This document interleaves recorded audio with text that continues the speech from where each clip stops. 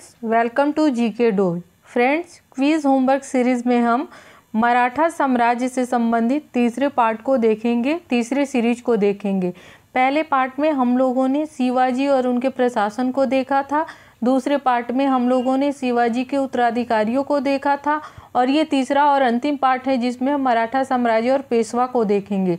तो फ्रेंड्स, पहले के 2 वीडियो हमारे यूट्यूब चैनल पे मौजूद है, आप उसे देख सकते हैं हमारे यूट्यूब चैनल से। चलिए फ्रेंड्स, अब हम मराठा साम्राज्य और पेशवा को देखते हैं। मराठा साम्राज्य और पेशवा, ठीक है। पेशवा में सबसे पहले हम देखेंगे बालाजी विश्वनाथ को। बालाजी विश्वनाथ का कार्यकाल है 1713 से 1720, ठीक है। बालाजी विश्वनाथ को मराठा साम्राज्य का द्वितीय संस्थापक भी माना जाता है। ये बालाजी विश्वनाथ का ये टाइम पीरियड है 1713 से 1720, इनको द्वितीय संस्थापक भी माना जाता है क्योंकि प्रथम संस्थापक शिवाजी थे। उसके बाद पेशवाओं ने ही मराठा साम्राज्य को, प्रथम संस्थापक तो शिवाजी थे, लेकिन उसके बाद पेशवाओं ने ही मराठा साम्राज्य को आगे बढ़ाने का काम किया। इसलिए बालाजी विश्वनाथ को मराठा साम्राज्य का द्वितीय संस्थापक के रूप में जाना जाता है। इन्हें 1713 में पेशवा के पद पे साहू जी ने नियुक्त किया था, ठीक है। और ये साहू जी के समर्थक थे। इसी क्रम में ये जो बालाजी विश्वनाथ थे, जो द्वितीय संस्थापक थे, बालाजी विश्वनाथ ये द्वितीय 1719 में, ठीक है, 1719 में फर्रुखसियर को पराजित करने और सैयद बंधु जो थे, जिनको किंग मेकर कहा जाता है उत्तर मुगल काल में, उनको जिताने में इन्होंने सहयोग किया था, ठीक है। फर्रुखसियर को हराने में और सैयद बंधुओं को जिताने में, ठीक है। सैयद बंधु ये ना है फ्रेंड्स, और सैयद बंधुओं को जिताने में इन्होंने सहयोग किया था। परिणाम स्वरूप ये 1719 में एक समझौता होता है, ठीक है, जिसे दिल्ली समझौता के नाम से जाना जाता है। इस संधि को मराठों का मैग्ना कार्टा कहा जाता है, ठीक है, क्योंकि इस संधि के द्वारा पहली बार फर्रुखसियर के बाद एक शॉर्ट पीरियड के लिए जो मुगल शासक बना था वो था रफ़ी उद दरजात, ठीक है। रफ़ी उद दरजात जो था, उसने ये क्या किया कि ये मराठा साम्राज्य यानी साहू जी को महाराज के रूप में या शासक के रूप में घोषित किया और उनकी वैधानिकता को स्वीकार किया। यही कारण था कि बालाजी विश्वनाथ को द्वितीय संस्थापक के रूप में माना जाता और ये सारा प्रयास बालाजी विश्वनाथ का था। 1720 में इनकी फ्रेंड्स मृत्यु हो जाती है, ठीक है। इनकी मृत्यु के बाद जो नए पेशवा आते हैं वो इनके पुत्र होते हैं, वो है बाजीराव प्रथम, ठीक है। अब बाजीराव प्रथम को देखते हैं। बाजीराव प्रथम को देख लेते हैं।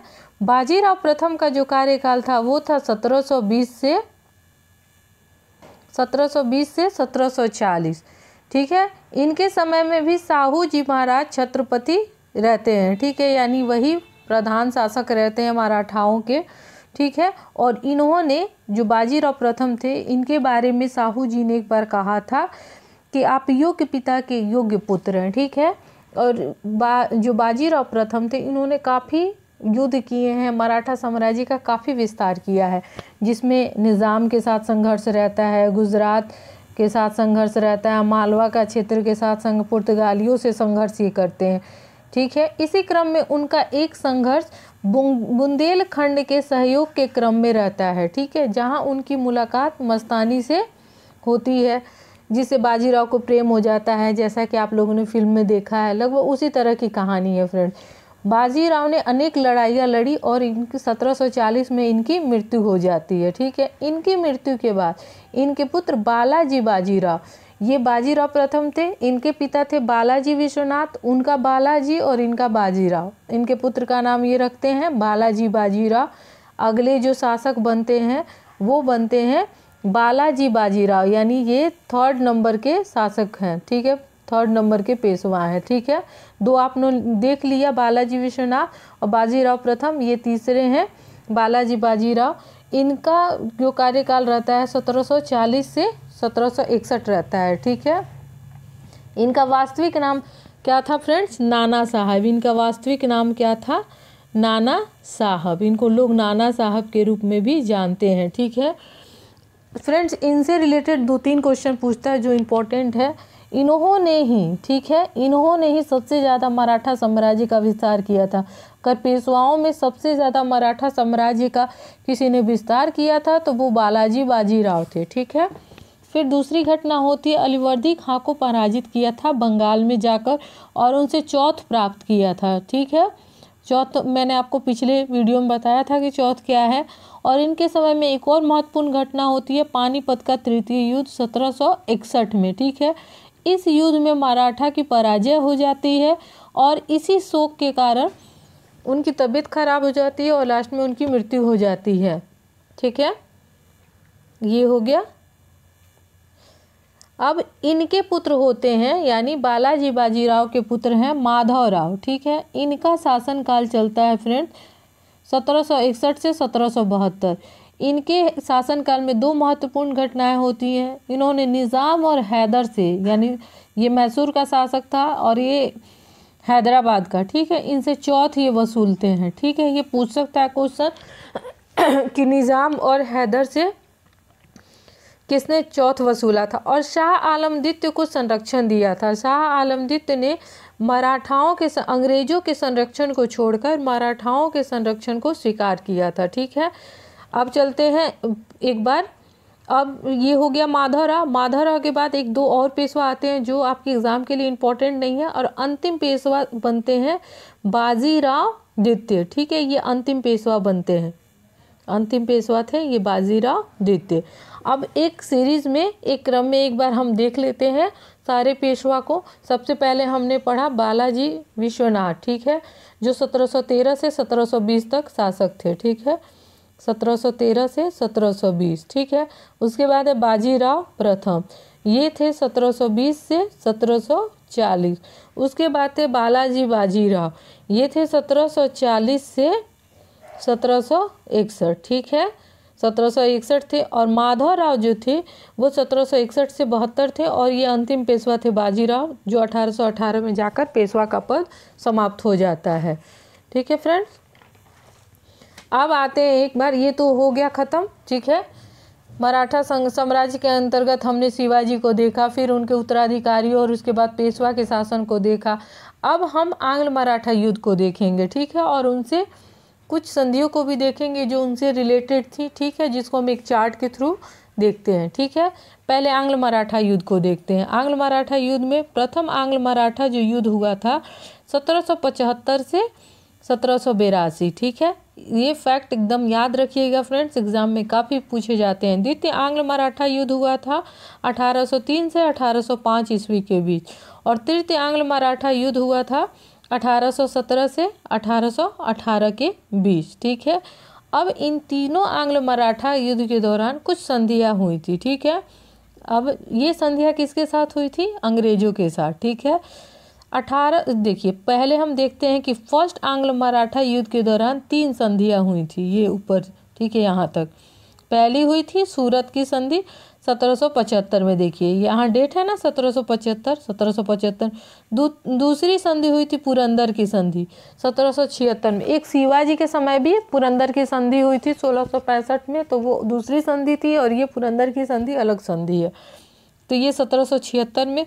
और तीसरी संधि हुई थी 1782 में, यानी प्रथम आंग्ल मराठा युद्ध इसी से समाप्त होता है, सालबाई की संधि से। ये भी क्वेश्चन पूछता है, तो 1782 में सालबाई की संधि हुई थी। ठीक है, ये तीनों जो है प्रथम आंग्ल मराठा युद्ध के दौरान हुई संधियां हैं, ये तीनों। ठीक है, ये यहाँ से। ठीक है, अब द्वितीय आंग्ल मराठा युद्ध 1803 से 1805 है फ्रेंड्स। ठीक है, तो इसके दौरान 2 संधि हुई, एक है बसीन की संधि BBI है 1802 में, एक है देवगांव की संधि 1803 में। तो ये दोनों संधियाँ द्वितीय आंग्ल मराठा युद्ध के दौरान हुई थी। ठीक है, अब तृतीय आंग्ल मराठा युद्ध 1817 से 18। ठीक है, तो इसमें एक संधि बहुत इंपॉर्टेंट है तृतीय में, पूना की संधि, जो अभी हम देखेंगे। तो तृतीय आंग्ल मराठा युद्ध के दौरान ये 3-4 संधियाँ हुई थी, जिसमें नागपुर की संधि 1816, ग्वालियर की संधि 1817, पूना की संधि 1818 और मंदसौर की संधि 1819। पूना की संधि 1817 और मंदसौर की संधि 1818। फ्रेंड्स, तो ये कुछ संधियां हैं जो आंग्ल मराठा युद्ध के समय हुई थी। ठीक है, अब हम देखेंगे कि सब द्वितीय आंग्ल मराठा जो युद्ध था ना, उसके समय जो बसीन की संधि हुई थी ये काफ़ी इम्पोर्टेंट है। ये बसीन की संधि, क्योंकि इस बसीन की संधि में जो ये बसीन की संधि थी, इसमें बाजीरादित्य जो मराठों के अंतिम पेशवा थे ने अंग्रेजों की अधीनता स्वीकार कर ली, अंग्रेजों का संरक्षण स्वीकार कर लिया। ठीक है, तो चलिए इस संधि को दोबारा से एक बार हम देख लेते हैं। ठीक है, सबसे पहले सूरत की संधि थी 1775। ठीक है, पुरंदर की संधि 1776, सालबाई की संधि 1782, बसीन की संधि 1802। ठीक है, BBI। ठीक है, सालबाई की संधि BBI। और ये भी पूछ देता है कि किस युद्ध के दौरान कौन सी संधि हुई, तो मैंने आपको क्रम से भी बताया कि ऊपर जो मैंने 3 लिखा है चार्ट में, ये वाला, तो ये फर्स्ट, ये सेकंड, और नीचे 4 संधियां जो है वो थर्ड आंग्ल मराठा युद्ध के दौरान हुई थी। ठीक है, और एक पूना की संधि भी याद रखिएगा। ठीक है, ये भी बहुत इम्पोर्टेंट है। ठीक है, और थर्ड वाले में पूना का संधि सबसे इम्पोर्टेंट है, क्योंकि इस संधि से पेशवा ने अपना पद, मतलब पेशवा ने अपना पद छोड़ दिया और पेशवा का पद समाप्त हो गया। ठीक है, बेसिन की संधि से क्या हुई, बेसिन की संधि से इन्होंने अंग्रेजों का संरक्षण स्वीकार कर लिया। पूना की संधि से क्या हुई, पेशवा का पद बसीन की संधि से नहीं समाप्त हुआ था, पेशवा का पद पूना की संधि से समाप्त हुआ था फ्रेंड, तो इसको याद रखिएगा। ठीक है, तो इस तरह हमारा मराठा साम्राज्य सीरीज अब समाप्त होता है, जिससे हम लोगों ने पार्ट वाइज देखा। पार्ट 1 में हम लोग शिवाजी उनके प्रशासन को देखा, पार्ट 2 में हम लोगों ने देखा उनके उत्तराधिकारियों को, और पार्ट 3 में हम लोगों ने देखा पेशवा को। ठीक है, अब जब पेशवा सारा ये हमने देख लिया, तो हम देखते हैं कि पेशवा जब लास्ट में विखंडित हो जाते हैं, पेशवा ये साम्राज्य, तो विखंडित होने के बाद उनका शासन कहाँ कहाँ है और उन्होंने कहाँ अपनी राजधानियाँ बनाई, उसको भी एक नज़र देख लेते हैं। विखंडित मराठा साम्राज्य। ठीक है, भोसले जिस वंश से शिवाजी रिलेटेड थे वो नागपुर में बसते हैं, गायकवाड़ वो बड़ौदा में बसते हैं, होलकर इंदौर में बसते हैं, और सिंधिया ग्वालियर में बसते हैं। फ्रेंड, इसको एक बार याद रखिएगा। ये मैच में मिलान में पूछ देता है, फिर युद्ध भी जो हमने पढ़ा उसको भी मिलान में पूछ देता है, संधि पूछ देता है, कौन सी संधि किस युद्ध के दौरान हुई थी, या डेट पूछ देता है। फ्रेंड्स, तो एक बार इसको फिर से रिवाइज कर लीजिएगा। तो इसके बाद जल्द ही मैं आपको ऑब्जेक्टिव का भी वीडियो दूंगी। इस तरह हमारा ये मराठा साम्राज्य सीरीज समाप्त हुआ, जिसको हम पार्ट वाइज देखा था। इसके बाद मैं आपको ऑब्जेक्टिव वीडियो भी दूंगी। आने वाले वीडियो में हम आधुनिक भारत का अगला टॉपिक देखेंगे फ्रेंड्स। तो चलिए पढ़ते रहिए, और मैं अगला आपको MCQ जिससे रिलेटेड डालूंगी। फिर मिलते हैं कल, तब तक के लिए जय हिंद।